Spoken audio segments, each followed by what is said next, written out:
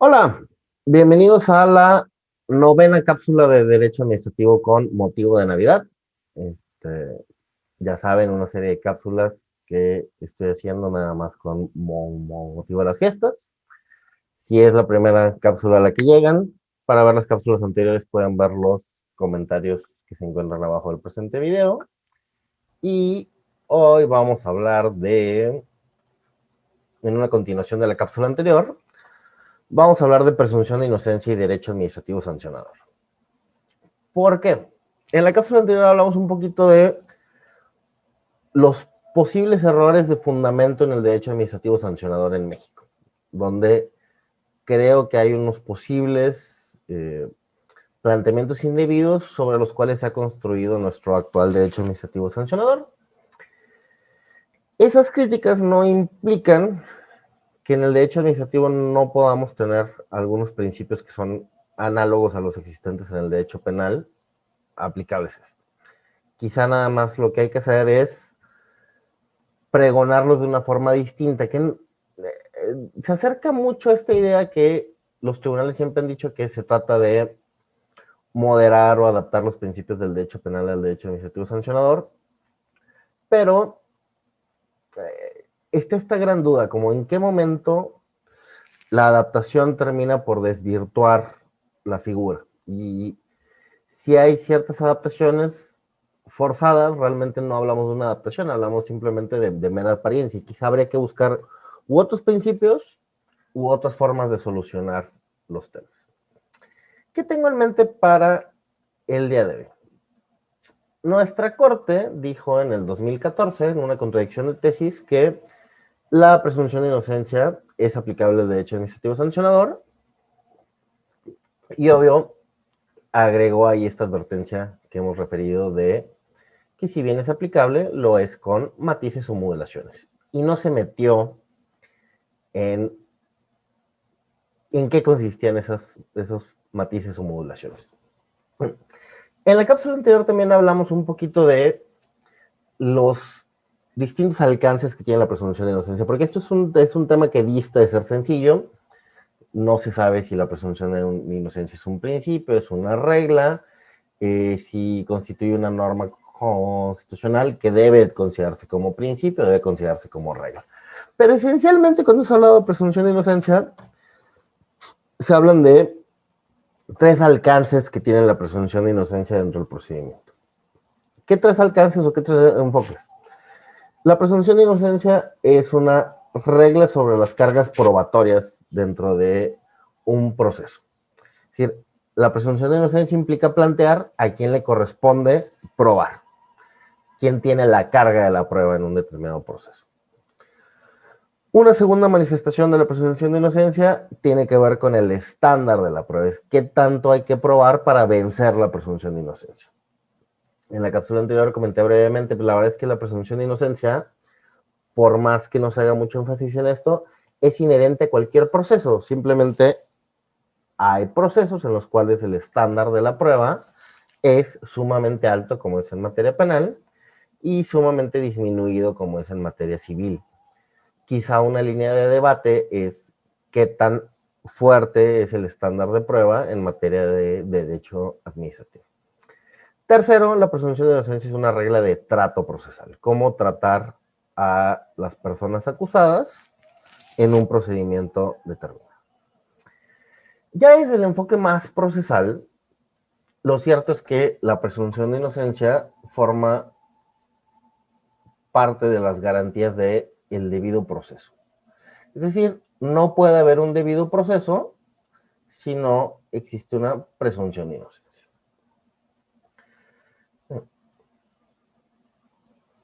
A este punto, la construcción de la presunción de inocencia como principio del debido proceso, una garantía del debido proceso, la verdad es que lo que exige es una estricta separación entre la parte que acusa y la parte que juzga.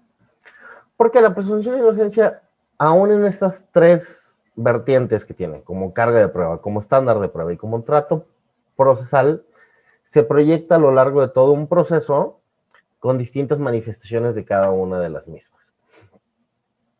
Esas distintas manifestaciones tienen aplicaciones diversas, siendo que se trate de la parte acusadora o de la parte juzgadora. Lo cierto es que la presunción de inocencia resulta esencial para garantizar la imparcialidad del órgano juzgador.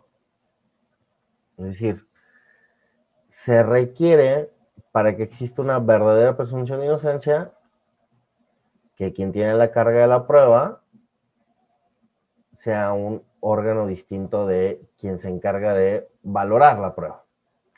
Quien debe de vencer el estándar de medición de la prueba debe ser distinto del que debe de valorar la prueba. Y aquel que pretende consecuencias respecto a la acusación debe ser distinto de aquel que decide la forma en la que se trata a la persona acusada. Y entonces los tres principios o las tres reglas, manifestaciones de la presunción de inocencia, tienen, insisto, enfoques distintos, sea que se trate de acusación o de órgano jurisdiccional, pero lo cierto es que requiere necesariamente la separación orgánica de estos órganos en relación además de quien se encuentra en el carácter de acusado.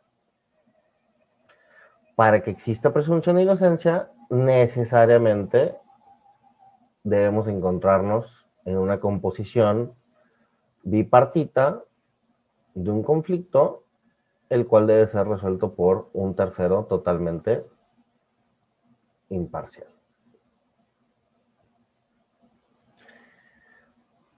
Básicamente, si vemos las tres manifestaciones de la presunción de inocencia, lo cierto es que en todos aquellos casos en los cuales la producción de prueba,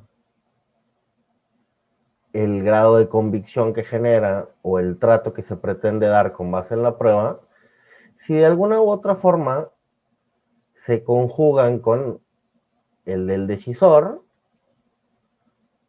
no hay forma de que exista imparcialidad, porque en todos los casos en los que alguien produce una prueba,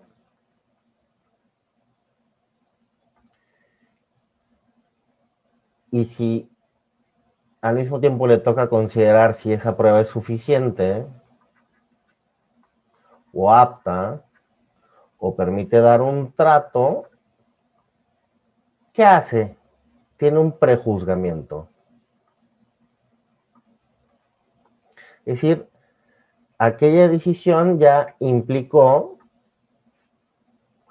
que se tome una postura.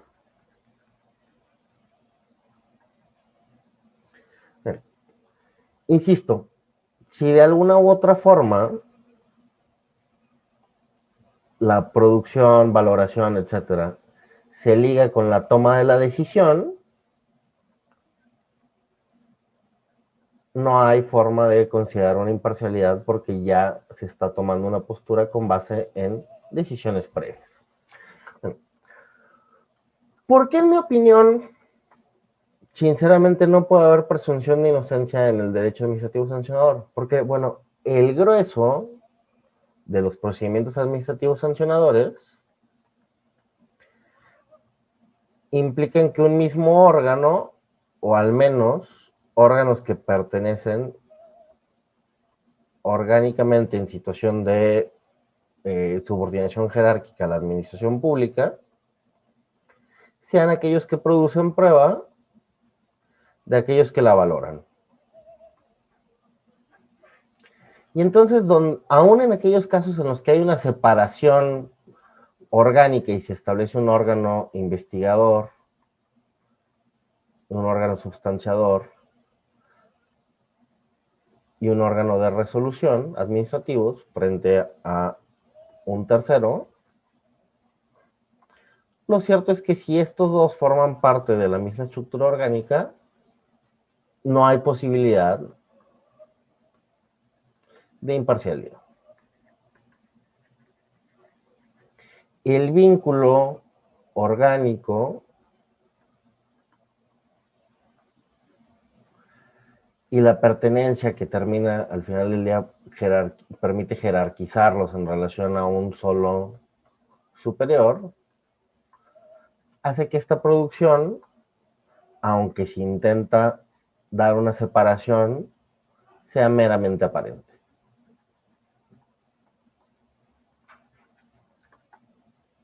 Y entonces, yo creo que de verdad en el procedimiento administrativo sancionador no hay forma de pregonar una verdadera presunción de inocencia. Insisto, aún en esos casos en los que hay una separación orgánica entre investigadores y sancionadores, el intento de que exista una presunción de inocencia es meramente aparente.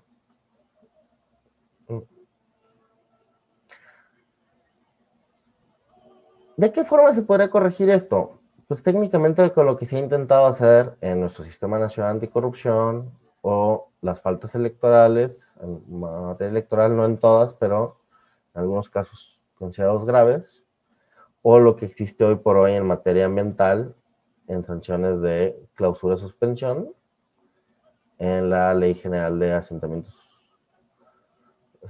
Humanos, Ordenamiento Territorial y Desarrollo Urbano del 2017, donde para la imposición de determinadas sanciones los municipios tienen que acudir a la autoridad jurisdiccional.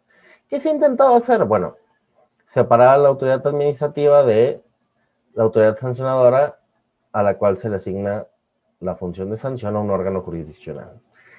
Hay que tener ciertos cuidados porque muchas veces hasta la instrucción, es decir, recepción de pruebas, se encuentra a cargo de una autoridad administrativa, un organismo con una autonomía constitucional que es el INE, quien ya una vez integrado el expediente lo remite al órgano jurisdiccional para la toma de la decisión.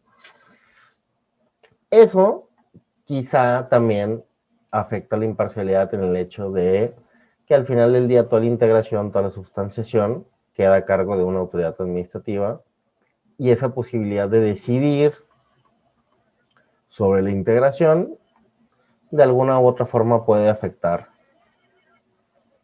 a la imparcialidad en el ofrecimiento.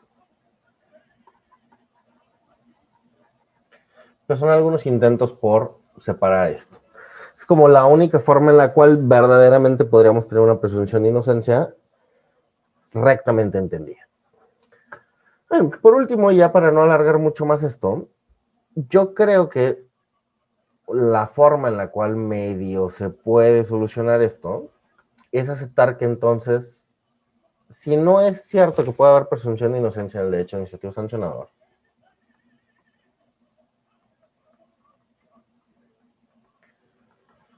entonces toda sanción administrativa se debe de presumir como emitida en violación a este principio. Es decir, tiene una falla de origen que es que no se puede producir con presunción de inocencia. Bien. ¿Qué implicaría entender esta solución de origen? Bueno, que entonces el acto administrativo de sanción no goce de las prerrogativas propias de los actos administrativos. Principalmente, no se debería de presumir legítimo o no se debe presumir legal y no se debería de presumir ejecutivo.